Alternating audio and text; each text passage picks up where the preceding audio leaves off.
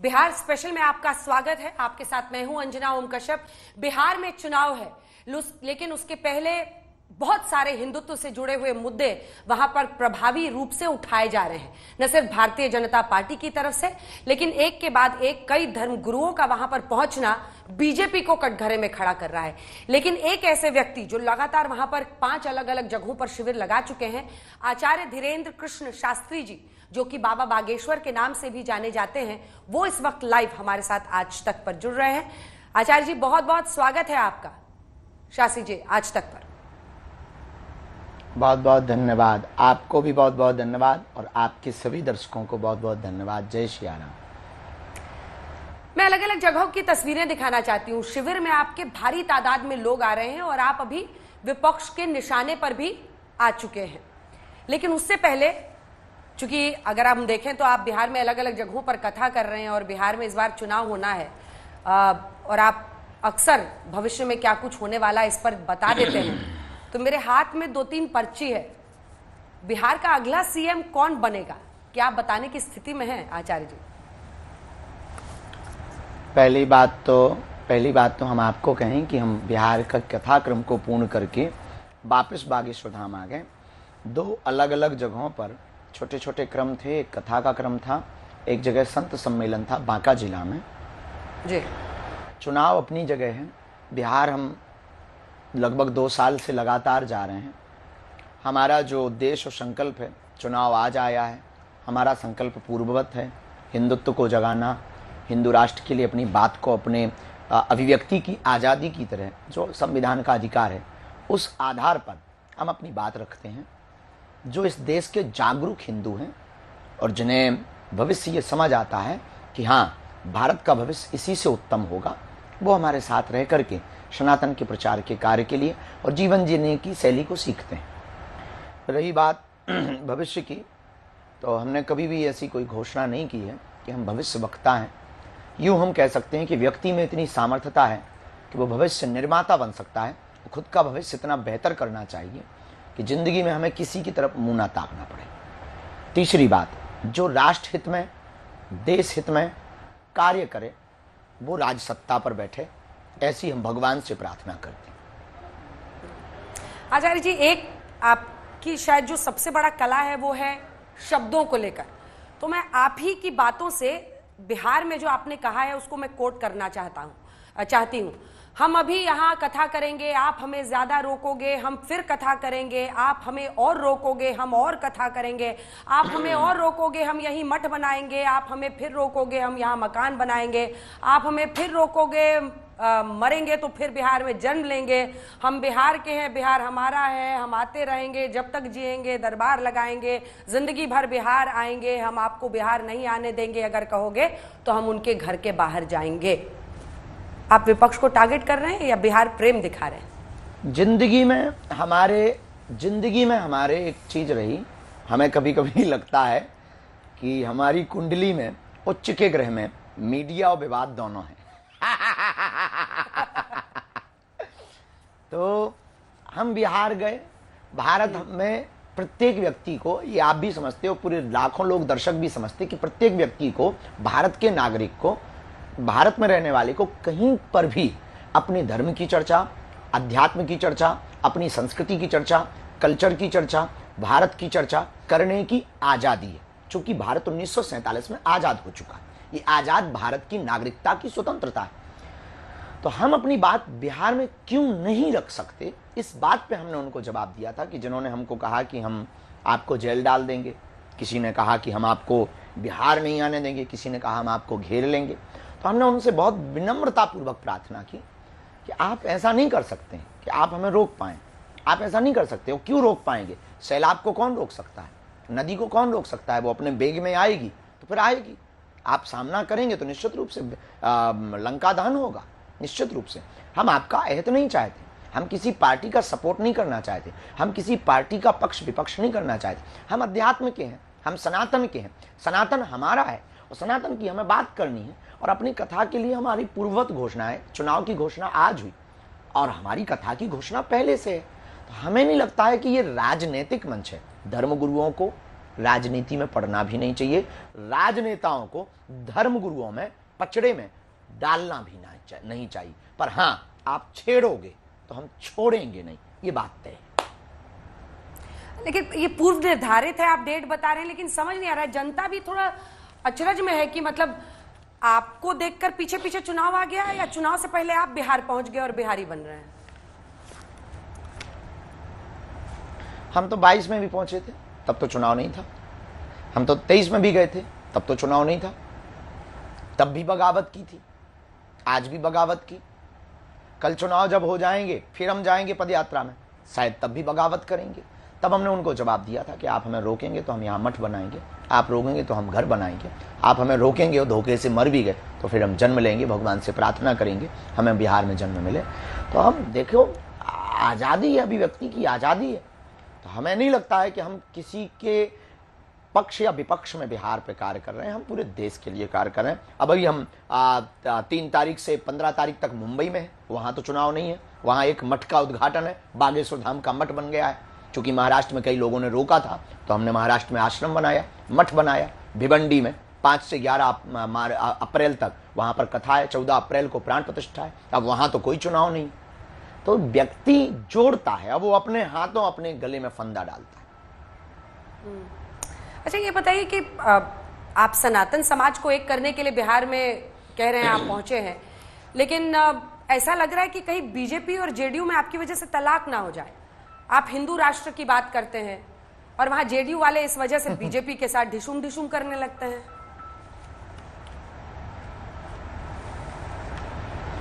वो उनका अपना, पार्टियों का अपना निजी विषय है। हम किसी के तलाक विच्छेदन या किसी को जोड़ने का कार्य नहीं कर सकते। हम तो देश को जोड़ने के लिए निकले, हम इस देश को एक करने के लिए निकले। हम देश में जात पात, भेदभाव, छुआछूत, ऊंच नीच का जो सबसे बड़ी दीवार है उसको मिटाने के लिए निकले हैं। ये कार्य हमने भर शुरू नहीं किया। 1400 ईस्वी में रामानंदाचार्य प्रभु ने किया था। सेन महाराज, रविदास महाराज, इन सबको, कबीरदास, इनको दीक्षा देकर के उन्होंने ये परंपरा प्रारंभ की थी कि सब एक है, सब हिंदू है, सब वैष्णव है, सबको रहने का अधिकार है, सबको भक्ति करने का अधिकार है। और हम चाहते हैं इस देश में ये पुनर्स्थापित हो कि सबका देश है, कोई भेदभाव नहीं, कोई ऊंच नीच नहीं, कोई जात बात नहीं। क्षेत्रवाद से ऊपर उठिए ना, भाषावाद से ऊपर उठिए ना, आप जात पात से ऊपर उठिए ना, देश की सोचिए। आप कास्ट्रिज्म से राष्ट्रिज्म की यात्रा करिए, क्या बिगड़ जाएगा? अच्छा, अपने अंदर जब झांकते हैं, मतलब मैं, हमें नहीं लगता कि हम अपराध कर रहे हैं। ठीक है, मैं लौटूंगी इस पर, लेकिन उससे पहले आपको भी एहसास होगा, विपक्ष वाले सारे आपको एक के बाद एक, मतलब बहुत सारे यहाँ पर बयान मेरे पास हैं। प्रशांत किशोर जो पीके हैं वो कहते हैं देश संविधान से चलता है, ना कि बाबाओं के हुक्म से। अब आरजेडी के नेता हैं भाई वीरेंद्र सिंह, वो कहते हैं आप बीजेपी के बाबा हैं। जो आरजेडी विधायक हैं चंद्रशेखर, वो आपको राम रहीम, आसाराम, बहुत सारे लोगों से आपकी तुलना करने लगते हैं और मतलब अपशब्द का इस्तेमाल करते हैं। आपको ये अच्छा लगता है? क्या संविधान से देश चलेगा या हिंदू राष्ट्र की बात? क्योंकि वो कहते हैं हिंदू राष्ट्र के एजेंडे से संघ और बीजेपी को फायदा। एक हाथ में जी नहीं, हम किसी पार्टी के बाबा नहीं, हम हनुमान जी के बाबा हैं, हम सनातन के बाबा हैं, हम हिंदुत्व के बाबा हैं। और हमने अपनी मंचों से कभी किसी पार्टी का सपोर्ट नहीं किया, ना वोट लेने को कहा, ना देने को कहा, न ये कहा कि आप इस पार्टी को जिताइए, इसको हराइए। दूसरी बात, देश संविधान से चलेगा, पर हम उस सनातनी परंपरा से जागे हुए हिंदू हैं। एक हाथ में संविधान रखते हैं, एक हाथ में रामायण रखते हैं, क्योंकि भगवान ने हमें 2 हाथ दिए हैं। एक हाथ, एक भाव से हम राष्ट्र प्रेम भी करते हैं, पर राम प्रेम से भी भरपूर है। राष्ट्र प्रेम भी है तो राम प्रेम भी हमारे अंदर भरपूर है। संविधान भी है तो रामायण भी है। दोनों की हम जो है, दोनों का स्वागत करते हैं और दोनों का आदर करते हैं। हमारे लिए दोनों महत्वपूर्ण है। देश के लिए संविधान जरूरी है, पर देश की अंदर बची हुई संस्कृति को बचाए रखने के लिए रामायण जरूरी है। लेकिन संविधान रही बात रहते हुए जो तो टिप्पणी करते हैं, जो आपने नाम लिए, अपने अपने निजी मत है। नहीं, उनको आप जवाब नहीं देना चाहेंगे? उनको जवाब नहीं देना चाहेंगे?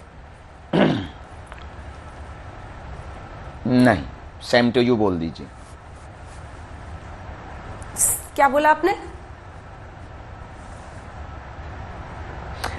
कोई जवाब नहीं, उनको सेम टू यू बोल दीजिए।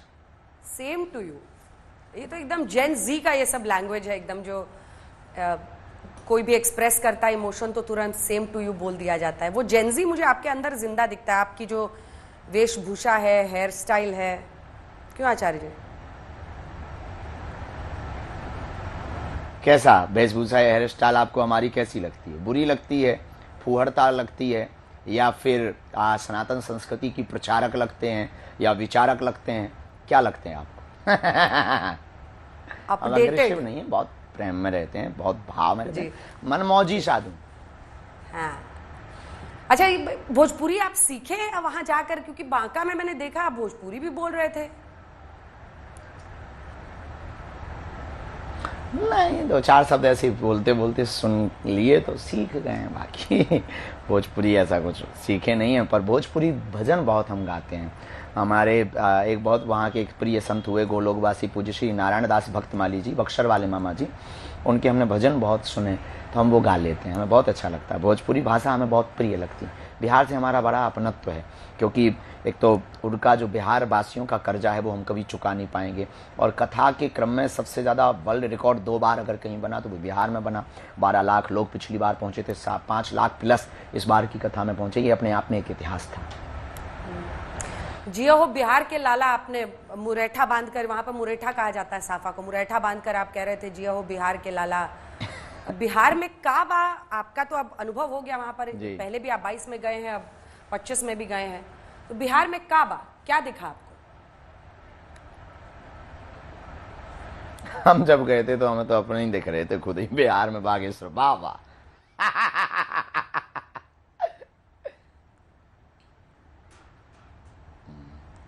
बिहार में बागेश्वर बाबा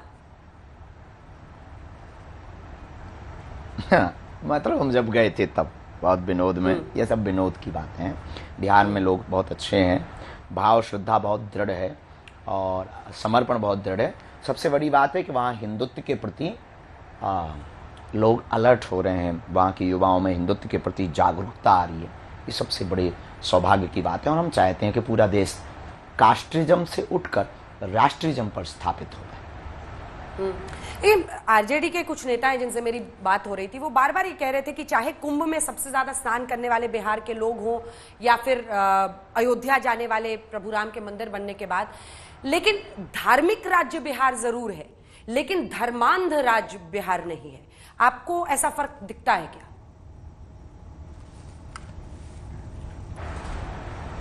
इतना ज्यादा हमें ऐसा कोई फर्क नहीं है कि वो धर्मांध हैं। उनकी श्रद्धा है, किसी भी व्यक्ति की श्रद्धा होती है। अंधश्रद्धा का मतलब कि व्यक्ति आंख मूंद करके भरोसा कर। बिहार वाले ऐसे भी नहीं, वो पहले परिचय लेते हैं, देखते हैं। बाकी फिर धोखा तो कोई भी खा सकता है, आप भी धोखा खा सकते हैं, हम भी धोखा खा सकते हैं, हम आप पे धोखा खा सकते हैं, दुनिया पे भी हम पे भी लोग धोखा खा सकते हैं। तो धोखा तो कोई भी खा सकता है, पर बिहार के लोग इतने भी धर्मांध हमें तो नहीं लगता कि धर्मांध, धार्मिक हैं, ये हम बहुत दावे के साथ कह सकते हैं। बहुत स्पिरिचुअल हैं, बहुत आस्थावान हैं, बहुत समर्पित हैं, बहुत निष्ठावान हैं। सबसे बड़ी बात अभी युवाओं में और वहाँ के लोगों में हिंदुत्व के प्रति जागरूकता आई है। धर्मांतरण के खिलाफ खुलकर बोलना स्टार्ट किया है, कन्वर्जन और लव जिहाद के खिलाफ खुलकर बोलना उन्होंने बोलना स्टार्ट किया है, लैंड जिहाद के खिलाफ खुलकर बोलना स्टार्ट किया है। और वहाँ का जो माहौल दिखा हमें अद्भुत है, अनूठा है। अभी ये चुनाव हो जाए, भगवान करे ये सब जल्दी निपट जाए, हम फिर जाएंगे, चुनाव के बाद जाएंगे और जा करके हमारा उद्देश्य है कि भारत अगर हिंदू राष्ट्र हो तो पहला राज्य बिहार हो। तो किसको मुख्यमंत्री बनवाना चाहते हैं आप? कौन आपको लगता है धर्म का रक्षक साबित होगा? हमें इन सब पे हम कभी बयान ही नहीं देते हैं। नेता अपनी जगह हैं, भगवान जिनको चाहेंगे, वहाँ के लोग जिनको चाहेंगे वो मुख्यमंत्री बनेंगे। भले ही कोई बनता रहे, हम तो अपना कार्य अपनी गति से करेंगे, अपनी चाल से करेंगे, अपनी मस्तानी चाल से करेंगे। जो हम कर रहे हैं, हम आंदोलन थोड़ी कर रहे हैं, आंदोलित कर रहे हैं, और मुख्यमंत्री बनाने के लिए थोड़ी हमें जाना है। तो भगवान की जिन पर कृपा होगी और बिहार की जनता जिनको प्यार करेगी वो मुख्यमंत्री बनेगा। ये तो आप नहीं बोलते हैं, लेकिन आप ही का एक बयान आपको बोलकर मैं सुनाती हूँ। तुम गजवाए हिंद कहोगे, हम भगवाए हिंद कहेंगे। तुम देश को तोड़ने की बात करोगे, हम हिंदुओं को जोड़ने की बात करेंगे। मेरे पागलों, हम तुम्हें भड़काने नहीं आए हैं।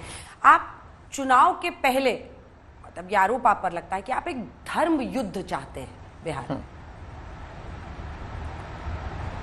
नहीं, नेवर। ये बात हम पूरे देश में बोल रहे हैं, ये बात हम बागेश्वर धाम पे बोलते हैं, ये बात हम मध्य प्रदेश में बोलते हैं, ये बात हम उत्तर प्रदेश में बोलते हैं, ये बात हम महाराष्ट्र में जाके बोलते हैं। महाराष्ट्र अभी परसों गए, फिर यही हमने बात दोहराई। वहां तो चुनाव नहीं है, जोड़ देते हैं लोग हमको चुनाव से। बस जो बात हम बेफिक्र होकर हमेशा बोल रहे हैं वो हमने वहां बोली। हमने क्या गलत बोला? देश को तोड़ना चाहिए या जोड़ना चाहिए? देश गजवाए हिंद होना चाहिए या भगवाए हिंद होना चाहिए? देश में हम भड़काने आए हैं या जगाने आए? बस अपनी बात रखते हैं और कहीं भी रखते हैं, हर जगह रखते हैं, जहां मौका मिलता हम अपनी बात रखते हैं, क्योंकि हम आंदोलनकारी थोड़ी हैं, आंदोलित करने वाले हैं, लोगों को जगाने वाले, हम उकसाने वाले थोड़ी हैं। हम मार काट की बात तो करते नहीं, हम भारत तेरे टुकड़े होंगे इसकी बात तो करते नहीं, हम सर तन से जुदा कर देंगे ऐसी बात तो हम करते नहीं, हम युद्ध की बात करते नहीं, हम 15 मिनट की बात करते नहीं। हम बात करते हैं देश एक हो, हम बात करते हैं जात पात ऊंच नीच भेदभाव से लोग ऊपर उठें, हम बात करते हैं सब में एकता होवे, हम बात करते हैं हिंदू जागें, हम बात करते हैं सनातनी अपनी परंपराओं को समझें, हम बात करते हैं कि भारत का प्रतिनिधित्व और भारत की प्रेजेंटेशन पूरी दुनिया में विश्व गुरु की तरह हो। हम बात करते हैं कि भारत का प्रभाव बढ़े तो भारत के लोगों का स्वभाव बढ़िया होवे। हम बात करते हैं कि युद्ध नहीं बुद्धि की तरफ चलो। हम बात करते हैं क्रांति हो पर शांति भी हो। हम बात करते हैं कि लोगों में भेदभाव ना हो, एकता हो। हम बात करते हैं कि भारत हिंदू राष्ट्र हो, क्योंकि 1947 में जब मजहब के नाम पर ऑलरेडी एक बंटवारा टुकड़ा कट चुका है अपने इस भारत माता के अखंड भारत का, तो अब ये शेष बचा हुआ घोषित कर देना चाहिए। तो हम ये बात पूरे देश में बोल रहे हैं, ये बात पूरी मीडिया पे बोल रहे हैं, ये बात पूरे प्रदेशों में बोल रहे हैं। अब उसको लोग चुनाव से जोड़ें, ये अपना अपना विषय है, अपना अपना एजेंडा है, अपनी अपनी आज़ादी है, अपने अपने बयान है। वो आप अपना, आपका बयान हो सकता है, जिन्होंने हम पे टिप्पणी की उनका बयान हो सकता, हमारा बयान नहीं, हमारे वचन है। हमारा बयान नहीं है, हमारी संदेश है। हमारा कोई बयान नहीं है, हमारे केवल जगाने के लिए वार्ता है। आपने जो कहा उसमें से एक लाइन मैंने पकड़ी, आपने कहा मैं तो हिंदुओं को जगाना चाहता हूं। तो ऐसा आचार्य धीरेन्द्र कृष्ण शास्त्री जी को क्यों लगता है कि हिंदू सोए हुए हैं? लगता है, दिख रहा है, हिंदू घट रहा है, आबादी बढ़ रही, दूसरे मजहब की आबादी बढ़ रही है, हिंदुओं पर लगातार अत्याचार हो रहे हैं, मणिपुर जल रहा है, बहराइच की घटना हो रही, बरेली की घटना हो रही, कन्हैयालाल दर्जी को मारा गया, श्रद्धा के 35 टुकड़े किए गए, कोलकाता में डॉक्टर बेटी को मारा गया, राजस्थान में हेमराज नाम के 8 साल के बच्चे को कुछ सामंतशाही मजहबी लोगों ने मार डाला। 15 मिनट दे दो, भारत के हिंदुओं का क्या हाल होगा। ऐसे बयान आ रहे, गजवाए हिंद चाहते हैं, होली पर काफिरों से सामान ना खरीदें, ऐसे बयान आते हैं, और आप कहते हैं कि हिंदू सोया है। इससे बड़ा क्या सो सकता है कि इतना सुनने के बाद, रामचरितमानस जलने के बाद भी हिंदू जगा नहीं, अभी भी सो रहा है, अभी भी वो उसके अंदर जागृति नहीं, अभी भी वो अपने जात पात में फंसा, अभी भी वो भेदभाव में फंसा। अभी कुछ दिन पहले आप लोग ही मीडिया पर दिखा रहे थे, भाषावाद के नाम पर राजनीतियां हो रही हैं, क्षेत्रवाद के नाम पर राजनीतियां। भाषा अलग हो भैया, मतभेद हो सकते हैं पर मनभेद नहीं होना चाहिए। मनभेद से ऊपर उठकर आप आगे आइए। हम चाहते हैं मतभेद हो पर मनभेद ना हो। हम चाहते हैं आपकी भाषाएं अलग हों पर भाव अलग नहीं होना चाहिए। हम चाहते हैं आपका कास्ट अलग हो पर राष्ट्र अलग नहीं होना चाहिए। अच्छा, हिंदुओं को आप जगाने की बात कर रहे हैं, जागने के बाद हिंदू को क्या करना चाहिए जागकर? हमारी परंपराओं का कोई खंडन करे तो हम उसका मंडन नहीं करेंगे, ये हिंदू को करना चाहिए। योगी आदित्यनाथ ने कहा है कि, जो कि मुख्यमंत्री हैं उत्तर प्रदेश के, योगी आदित्यनाथ जी ने कहा है कि भारत की आस्था का सम्मान करना मैं जानता हूं, आज मैं भगवा पहनता हूं, कई लोग अपनी तरीके से बात करते हैं, लेकिन एक दिन पूरी दुनिया भगवा पहनेगी। कैसे देखते हैं आप इसको, और क्या हिंदुत्व का जो पूरा एजेंडा है उनके मुख्यमंत्री के तौर पर ये बातें बोलने से और प्रबल होता है? पूरे नहीं, देखो, मुख्यमंत्री अपनी जगह है, उसके पहले तो वो एक महंत हैं, एक मठाधीश हैं, एक गुरु परंपरा के शिष्य हैं, तो वो उनकी एक विचारधारा भी है। आप पत्रकार हो सकती हैं बहन, पर पत्रकार के साथ आप एक बहन भी हैं, अपना पारिवारिक आपका धर्म भी है, गृहस्थ धर्म भी है आपका, वो भी मर्यादा भी है, आपकी एक निजी आस्था होगी, आपकी निजी परंपराएं होंगी, आपकी निजी संस्कृतियों पर विचारधारा होगी, आपकी निजी समर्पण भी होगा, आपकी भी निजी स्पिरिचुअल के प्रति आपकी भावनाएं होंगी। तो वो मुख्यमंत्री ऐसे हो सकते हैं, पर हैं तो वो हिंदू, हैं तो वो एक मठ के महंत, हैं तो वो भगवान के चोला को पहन करके उसके जिम्मेवार नागरिक, भारत के नागरिक। तो पूरी दुनिया का सर्वोत्तम उपाय विश्व में विश्व युद्ध से बचाने का एकमात्र उपाय सनातन है, एकमात्र उपाय हिंदुत्व है, एकमात्र उपाय सनातनी विचारधारा है। क्योंकि ये विचारधारा तलवारों की लड़ाई नहीं लड़ती है, विचारों की लड़ाई लड़ती है, और विचारों से कभी भी खून खराबा नहीं होता है। विचारों से सिर्फ लोगों के हृदय में परिवर्तन होता है, और उस क्षेत्र की, उस घर की, उस व्यक्ति की, उस देश की दिशा और दशा दोनों बदलती है। आपने अभी मेरे प्रश्न के जवाब में मुझे भी बताया कि आपकी भी जिम्मेदारियां हैं, कई सारी हैं, गृहस्थ, परिवार, नौकरी, ये सब कुछ। आपकी क्या क्या जिम्मेदारी है शास्त्री जी? नहीं, सबकी है। कई बार सोचती हूँ कि हमारी भी है, हमारी वही जानना चाहती हूँ मैं कि आचार्य धीरेन्द्र शास्त्री जी का जीवन क्या है। मतलब मुड़ के आप देखते हैं तो आपको क्या क्या दिखता है अपने पूरे जीवन में? कम आयु में आप यहाँ तक पहुंच गए हैं, हजारों लोग आपको सुनने आते हैं, क्या क्या जिम्मेदारियां हैं आपकी? हमारा जीवन बहुत कठिन मामला नहीं है, तो आपका तो हल्का होगा, चलता होगा। बहुत जिम्मेदारियां हैं। क्या क्या? नहीं, ऐसा भी नहीं। माँ है हमारी, पिताजी हैं, भाई है, बहन है, परिवार है, लाखों श्रद्धालु लोग जुड़े बड़ी आस्था के साथ, और हमारी जिम्मेदारी बहुत है। बहुत कठोर कठिन जीवन है, एक एक कदम बड़ा फूंक के चलना पड़ता है, एक एक बात बड़ी संभल करके बोलनी पड़ती है। देखना किस तरफ है, किस तरफ नहीं देखना, ये भी हमें बहुत संभल के चलना पड़ता, क्योंकि हमें जिस सेवा के लिए हनुमान जी ने चुना है, अगर यहाँ पर हमसे कोई भूल हो गई तो कोई लाखों सालों तक साधुओं पर भरोसा नहीं करेगा, संतों पर भरोसा नहीं करेगा। एक एक जिम्मेदारी बड़ी कठोर जिम्मेदारी। हमारा जीवन बड़ा कठिन है। लोग वाटर प्रूफ पैंट लगवाते हैं, हम तो गाली प्रूफ हो गए। इतनी गालियां खा रहे हैं, किस लिए खा रहे हैं? सिर्फ 150 करोड़ हिंदुओं के कारण, 150 करोड़ हिंदुओं की लड़ाई के कारण। उनकी लड़ाई हम लड़ रहे हैं, अपनी हमारी कोई निजी लड़ाई थोड़ी। हमारी लड़ाई है इस देश में रहने वाले नहीं, दुनिया में रहने वाले हिंदुओं की लड़ाई है। हमारी लड़ाई है मॉरिशस में रहने वाले हिंदुओं के लिए, हमारी लड़ाई है नेपाल के हिंदुओं के साथ के पक्ष में, हमारी लड़ाई है Fiji, Indonesia, Burma, Myanmar, Bhutan, Bharat, ये वो देश हैं जहां हिंदू बाल, पाकिस्तान में भी 2%। ये हिंदू कहां जाएंगे? इनकी कौन कौन बात करेगा? ये हिंदू क्यों नहीं जग रहे? जैसे अन्न मजहब अपनी संस्कृति के लिए, अपने इजराइल आज क्यों लड़ रहा? क्योंकि वो अपने कल्चर को बचाना चाहेगा। एक छोटा सा देश है, वो इसलिए ये लड़ रहा है क्योंकि वो यहूदी परंपरा को बचाना चाहेगा, अपने कल्चर को बचाना चाहेगा। ये हिंदुत्व में कब आएगा? तो हमारा जीवन बड़ा कठिन है, हमारी निजी कोई जिंदगी ही नहीं। 18 घंटे कार्य करना, 2-3 घंटे सो पाना, जिसको ना मिलो उससे ही बुराई हो जाती है, जिसको ना टाइम दो उससे ही बुराई हो जाती है। अब आपको टाइम नहीं देते, तो अब तो बाबा बड़ा हो गया है, इंटरव्यू भी नहीं देता है। यही कह रही थी ये बड़ी जिंदगी विचित्र है। आपको तो फैंडम भी बहुत मिल गया है ना, आपको फैंडम मिल गया है, आपके बहुत सारे फैन हैं, सबको आपके साथ फोटो चाहिए, अब आपकी एक पॉपुलैरिटी हो गई है। ये सब तो आप पॉइंट है ही ना, इसके लिए भी पूरी ताकत झोंकते होंगे आप।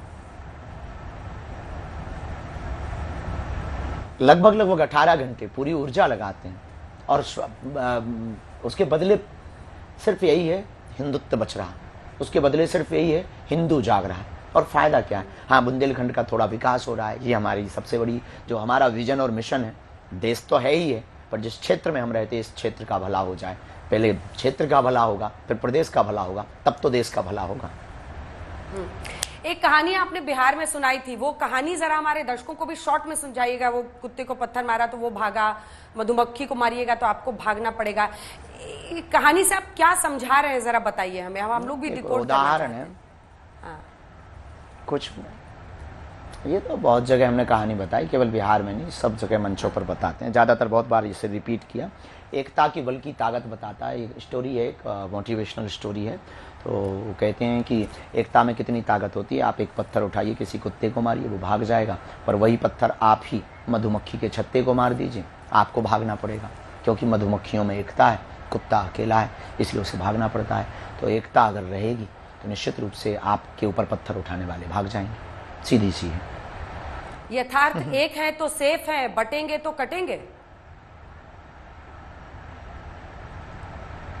ऐसा हमने तो नहीं कहा, हमने तो हिंदुओं की एकता पर बात की है।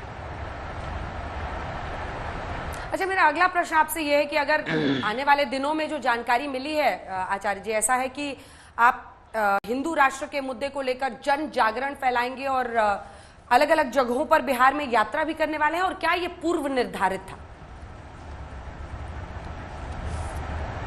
नहीं, पूरे देश में करने वाले हैं हम।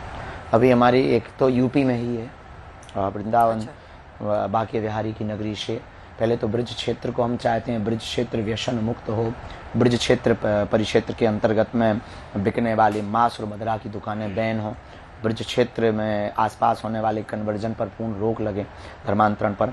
इसको लेकर के हम एक वृंदावन से लेकर के दिल्ली तक पदयात्रा करेंगे। ये लोग जोड़ देते हैं, हम हर जगह जाते हैं, हर जगह यात्रा करते हैं। बिहार में भी करेंगे, ये भी तय है। कब करेंगे ये ऐसी कोई तिथि हमने निश्चित नहीं की। अच्छा, संभल पर एक बार मैं आना चाहती हूँ, उसके बाद से जरा महाराष्ट्र के मुद्दे पर भी चलेंगे, औरंगजेब के मुद्दे पर। लेकिन संभल को लेकर जो विवाद हो रहा है उसमें अभी भी मुख्यमंत्री योगी आदित्यनाथ जी ने कहा है कि वहां पर बहुत सारे जो हिंदू मंदिर थे उन सबको तोड़वा दिया गया, अभी भी 18 ही मिले हैं, और वहां पर एक होली एक और 52 जुमा को लेकर एक पॉलिटिक्स हो रही है। लेकिन सवाल यह है कि अगर सीओ वहां पर अनुज चौधरी कहते हैं कि जिसको रंग से परहेज है वो घर से ना निकले, क्या इस तरह का बयान आप सही मानते हैं? क्या समय अलग अलग दोनों के लिए तय करना जरूरी है, एक साथ नहीं मनाया जा सकता है? एक साथ में कोई क्लेश ना हो, ये बात ध्यान रखना चाहिए। और सबको अपनी अपनी संस्कृति, अपने अपने कल्चर के जो त्यौहार हैं, उत्सव हैं, या जो आपके मजहब की परंपरा है, उसको आपको मनाने का अभिव्यक्ति की आपकी आज़ादी है, स्वतंत्रता है, आप मनाइए। पर वही है, कायदे में रहिए तो कायदे में रहिए। ये सवाल है कि विपक्ष के लोग ये कहते हैं ना, देखिए जैसे वहां पर जो सीओ कह रहे हैं और वो कह रहे हैं कि 2:30 बजे तक होली होने दीजिए, उसके बाद नमाज पढ़िए। अब ऐसे में सवाल है कि जो चर्चा हो रही है वो ये है कि सिर्फ संभल में ही तो नहीं है, मतलब हर जगह है, दिल्ली में भी है, मुंबई में भी है, यहाँ पर तो तिरपाल लगाने की जरूरत नहीं पड़ रही है। देखो हर जगह के माहौल अलग अलग होते हैं। अभी संभल का माहौल बहुत गरमाया हुआ है, वो प्रेशर झेल भी रहे हैं वहाँ के आईएएस आईपीएस, और वहाँ की वस्तु स्थिति से परिचित हैं। तो किसी भी प्रकार से दंगा ना हो, उसके लिए ये ठीक उपचार है। दोनों के समय अलग अलग हो जाएंगे, आप अपनी स्वतंत्रता से मना लीजिए जो भी पूजा पाठ आपको करनी है, हमारे हिंदुओं का त्यौहार। और रही बात की उत्सव की, तो उन्होंने ये भी ठीक कहा है कि वो तो साल भर चलते रहते हैं, पर होली तो साल भर में एक ही बार आती है। अच्छा, चलिए औरंगजेब पर चलते हैं जरा, महाराष्ट्र। क्योंकि औरंगजेब का मुद्दा, छावा जी फिल्म जब से आई है तब से कलेश शुरू हुआ, और अबू आजमी ने कह दिया कि औरंगजेब को लेकर उन्होंने महिमा मंडन कर दिया, उसके बाद से एक पूरी पॉलिटिक्स शुरू हो गई। अब कई लोगों का यह मानना है कि जो इतिहास हमारा है वो है, अब ऐसे में विलेन ढूंढना, निकालना असल मुद्दों से भटकाने के बराबर है। सहमत है आप इससे? नहीं, भारत इसीलिए विश्वगुरु रहा क्योंकि ये हमेशा सुधार करता रहा। भूलों को सुधार करना मूल प्रकृति होनी चाहिए। और अगर ये सुधार हो रहा है कि हमारे इतिहास में औरंगजेब जैसा महान दर्शाया गया, बाबर और अकबर महान दर्शाए गए, ये सुधार करके विवेकानंद महान बताए जाएंगे, या फिर छत्रपति वीर शिवाजी, छावा, छत्रपति संभाजी महाराज, ये महान बताए जाएंगे, तो निश्चित रूप से भारत का भविष्य बहुत उज्जवल होगा और आने वाली पीढ़ियों को एक नई दिशा मिलेगी। उन वीर सूरमाओं से उन्हें सीखने की कला मिलेगी और अपनी संस्कृति, अपने सनातन और अपने राष्ट्र के प्रति उनको लड़ने, मरने, मिटने और उसको बचाने की एक नई मोटिवेशनल स्टोरियाँ प्राप्त होंगी। तो औरंगजेब से तो सिर्फ मंदिर तोड़ने की स्टोरी प्राप्त होगी। हाँ, कुछ उसने मंदिर जोड़े होंगे, ये भी कोई गलत बात नहीं है। तो रावण ने शंकर जी की पूजा तो की है, लेकिन रावण ने अत्याचार बहुत किया, तो पूजा नहीं गिनी जाएगी, अत्याचार गिने जाएंगे, क्योंकि अत्याचार अत्याचार होता है, सामंतशाही होती है। तो औरंगजेब ने बनाए होंगे कोई, उसका महिमा मंडन हो सकता है, पर देश को तोड़ने वाला और हमारे छत्रपति वीर संभाजी के टुकड़े टुकड़े करने वाला कभी भी महान नहीं हो सकता है। और हमें नहीं लगता है कि उसको इस देश में विदेशियों को क्यों जगह दें। अपने भारत में ही महापुरुषों की क्या कमी है। तो हमें नहीं लगता कि उसको महिमा मंडन करना चाहिए या उस पर राजनीति करनी चाहिए। ये तो इस देश के प्रत्येक व्यक्ति को नकार देना चाहिए कि उसका नामो निशान मिटाओ। अच्छा, औरंगजेब फैन क्लब को आपका क्या संदेश होगा? और बहुत सारे देखिए, जयपुर में जो राजस्थान विधानसभा है वहां पर एक विधायक ने कहा कि अकबर द ग्रेट हमें जो पढ़ाया गया, बताया गया, वो दरअसल राजस्थान पर आक्रांता के तौर पर आए और उन्होंने विनाश वहां पर किया। हमें महाराणा प्रताप और ऐसे राजाओं के बारे में, जो हिंदू राजा थे, उनके बारे में नहीं बताया गया। इस पर क्या संदेश है आपका? ये प्रायोजित षड्यंत्र था। भारत की शिक्षा नीति बड़ी निपुण थी, बड़ी उज्जवल थी, और भारत विश्व गुरु होने का कारण भी यही, क्योंकि उपनिषद हैं, वेद हैं, रामायण है, गीता है, आर्यभट्ट की शून्य का ज्ञान है, चरक की सुश्रुत संहिता है, चाणक्य की नीति है। तो भारत विश्व गुरु इसलिए विश्व पटल पर स्थापित था कि भारत की शिक्षा नीति बड़ी सुदृढ़ थी। और हमने किसी महापुरुष को पढ़ा कि जब वो विदेश गए तो वहाँ के इमिग्रेशन ऑफिस में पूछा कि आप बार बार हमारे देश में क्यों आते हैं, लंदन क्यों बार बार आते हैं? तो उन्होंने बड़ा गजब का जवाब दिया कि तुम हमारे देश से सब लूट लाए हो, संपत्ति लूट लाए हो, बस ज्ञान नहीं ला पाए हो। तो वो हम ज्ञान लेकर के बार बार तुम्हारे देश को देने के लिए आते हैं। तो शिक्षा नीति के साथ खिलवाड़ तो बहुत प्रायोजित तरीके से हुआ है, जो सुधार की आवश्यकता है। और अकबर द ग्रेट हो ही नहीं सकता, महाराणा प्रताप द ग्रेट हो सकते हैं। अब एक बार जो जातिवाद का चंगुल है, क्योंकि आप बार बार ये कह रहे थे कि चाहे आप बिहार जा रहे हो, देश के किसी भी कोने में जा रहे हो, आप चाहते हैं कि हिंदू जातिवाद को भूल कर आगे बढ़े। लेकिन दुर्भाग्य कहिए, कुछ भी कहिए, अगर आप समाज को लेंस लगाकर देखेंगे तो जाति के आधार पर समीकरण बनते हैं, जाति के आधार पर टिकटें दी जाती हैं, जाति के आधार पर कई बार लोग अपना वोट डालते हैं। इस जातिवाद के चंगुल से बाबा का ज्ञान क्या कहता? कैसे निकलेगी जनता? कैसे मतलब हम एक जाति मुक्त समाज बना सकते हैं?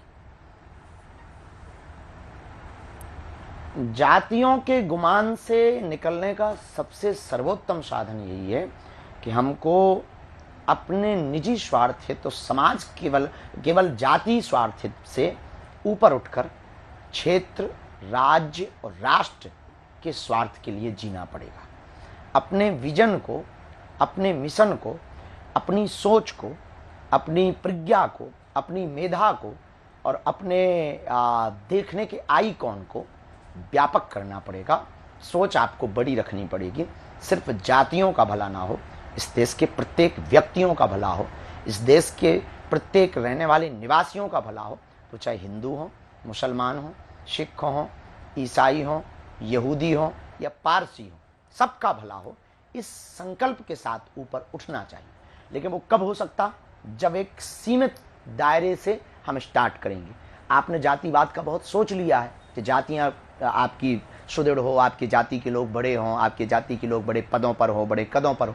अब एक काम करिए, अब राज्य के लिए विजन मिशन बना लीजिए कि हमारा राज्य अव्वल हो, हमारा राज्य दिव्य हो, फिर राज्य के बाद में हमारे 3 राज्य ऐसे हों, फिर हमारा राष्ट्र ऐसा हो, हमारे हिंदू समाज के ऐसा हो, हमारा सनातनी समाज ऐसा हो। ऐसे विचारधारा के साथ अगर हम 1 to 1 स्टेप चेन बना करके आगे बढ़ेंगे तो इस देश से कास्ट्रिज्म शून्य होगा, राष्ट्रिज्म प्रबल होगा। यानी अगर मैं सही समझ रही हूँ, मंडल की काट आप कमंडल की मजबूती से लाना चाहते हैं इस देश में? हमने ऐसा कुछ, इस पे हमारा, इस तर्क पे हमारा कोई ऐसा विचार नहीं। अच्छा, ये बताइए कि अगर आने वाले दिनों में हम देखें तो ये आपको किस तरह से जाता हुआ दिख रहा है? क्योंकि भारत सर्वधर्म संभाव में विश्वास रखता है। अब अगर रमजान के महीने में एक फैशन शो जम्मू कश्मीर में हो जाता है तो उसको लेकर मतलब उत्पात मच जाता है, भाई सब लोग पूछ जाते हैं कि ये गलत है, ये गलत है। तो हर कोई अगर अपने धर्म के आधार पर इतना सेंसिटिव हो जाएगा, आहत होने लगेगा, तो ये देश के अलग अलग हिस्सों में एक इम्बैलेंस सा पैदा हो सकता है। ऐसा आपको नहीं लगता है? नहीं, ये बात सही है कि अपने अपने मजहब के प्रति अग्रेसिव, आप अलर्ट रहो पर अग्रेसिव मत हो। आप अपनी बात रखो पर विवाद मत करो। आप अपनी मांग रखो पर मांग पूरी करने के लिए जिद पर मत अड़ो। आप बात करते समय लहजा सख्त रखो, पर किसी के दिल को ठेस पहुंचे ऐसी बातें ना करो। हाँ, हम इस देश में हिंदुओं को जगाने की बात करते हैं, सनातनियों को जगाने की बात करते हैं, पर कभी भी मुसलमानों को गालियां नहीं देते। कभी भी यहूदियों को, पारसियों को या फिर ईसाइयों को, जिन्होंने लाखों हिंदुओं का धर्मांतरण कर दिया, हम कभी उनको गालियां नहीं देते। हम कभी उनके भगवानों की निंदा नहीं करते, हम कभी उनके शास्त्रों की निंदा नहीं करते, हम उनके कभी पीर फकीर या इनकी निंदा नहीं करते। न निंदा करते हैं, न निंदा सोचते हैं, न निंदा करने देते हैं, क्योंकि सबके अपने अपने आराध्य होते हैं। लेकिन हाँ, हम हिंदू मुसलमान नहीं करते, पर हिंदू हिंदू करते हैं। ये बात तय है कि हम जगाने की बात करते हैं, तो जगाने का मतलब ये नहीं कि हमें किसी को मारना है, जगाने का मतलब ये है कि हमें अपनी संस्कृति को बचाना है। तो इस देश में जब तक ये सोच दूसरे मजहबों में रहेगी कि आप बलपूर्वक, हठपूर्वक, जिदपूर्वक, दंगा करके, आंदोलन करके, हड़ताल करके, सरतन काट कर, शुद्धा जैसे टुकड़े कर कर, बम फेंक कर, गजवाए हिंद की बातें करके अगर आप देश में आप जिएंगे तो निश्चित रूप से इस देश में अराजकता फैलेगी। वरना आप अपनी संस्कृति के लिए जिए, हम अपनी संस्कृति के लिए जी रहे। देश तुम्हारा भी है तो देश हमारा भी है, राम रहीम तुम्हारे भी हैं तो रसखान हमारे भी है, राम हमारे भी है। हमने भी स्वीकार किया है तो तुम भी राम को स्वीकार करो। हमने रसखान के दोहे गाने से कभी मना ही नहीं की। हमने APJ अब्दुल कलाम को देश का प्रथम नागरिक बनाने से कभी विरोध नहीं किया। हमने कभी उनके पुतले नहीं जलाए। तो तुम भी राम के होने का सबूत नहीं मांग सकते।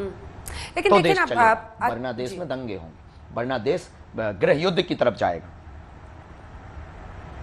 आचार्य जी देखिए, एक जो आखिरी के एक दो सवाल पर मैं पहुंच रही हूं। अगर इस वक्त आप देखें तो इस देश में ऐसा लगता है कि विचारधारा के आधार पर एक विभाजन है, जहां पर एक एक्सट्रीम राइट विंग दिखता है जो कि प्रभु राम के मंदिर, मतलब वो अपनी बात करते हैं, वो अपने धर्म की बात करते हैं, सनातन की बात करते हैं।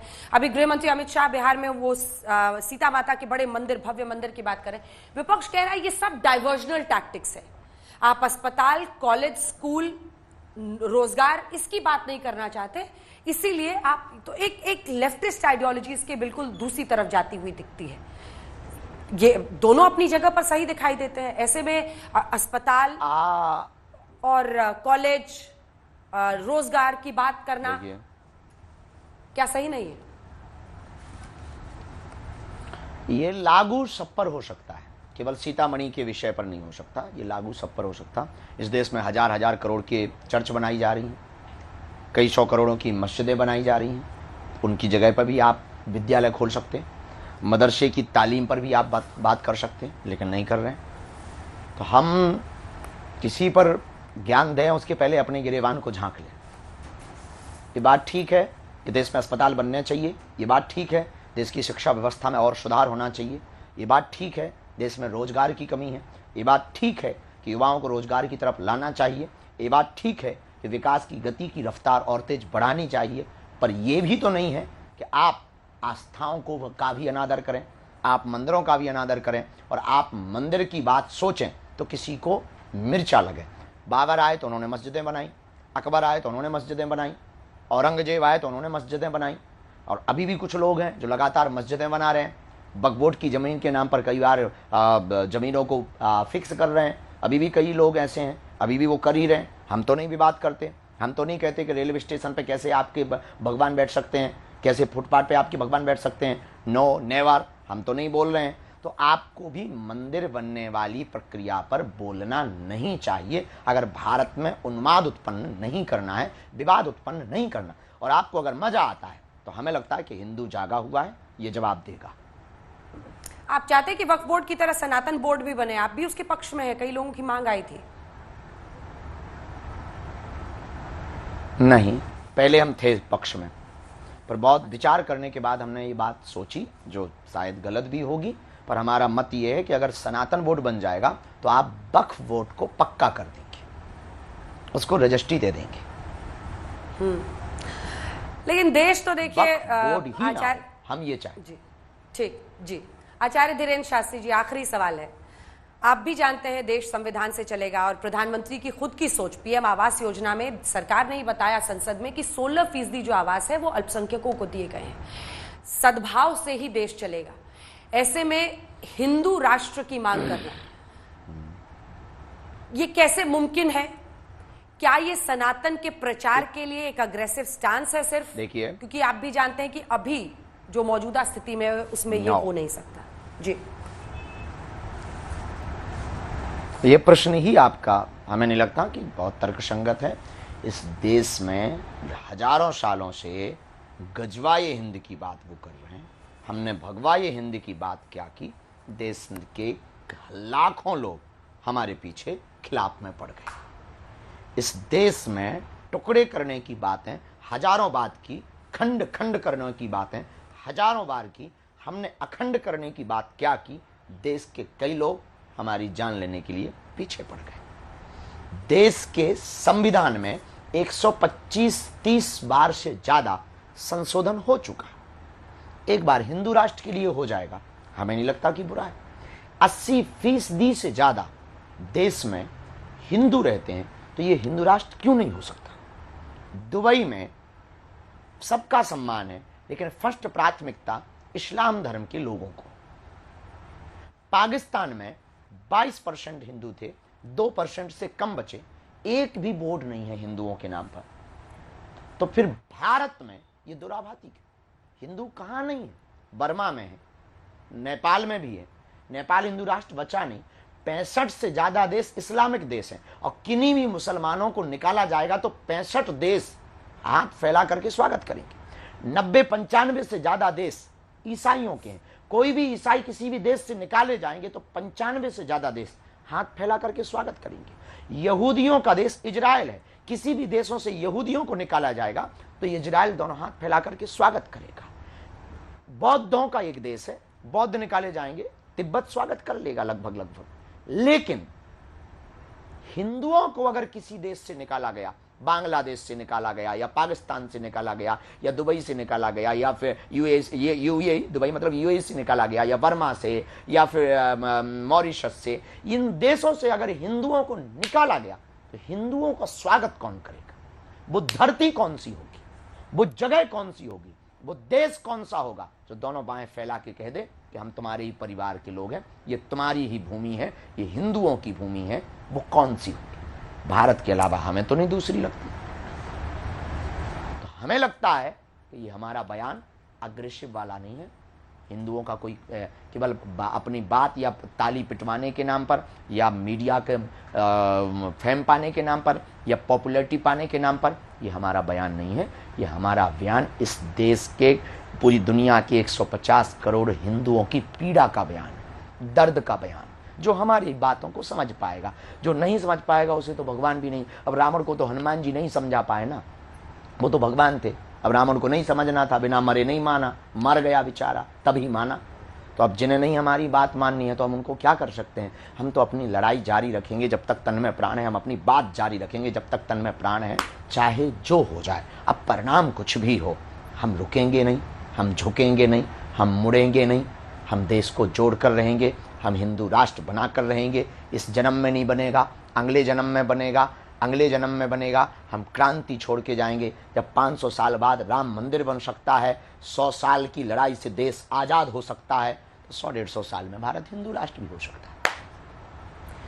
बागेश्वर धाम के पीठाधीश्वर आचार्य धीरेन्द्र कृष्ण शास्त्री जी, आपका बहुत बहुत धन्यवाद आज तक पर हमारे साथ जुड़ने के लिए और तमाम सवालों के बेबाकी से अपने पक्ष के जवाब देने के लिए बहुत बहुत धन्यवाद।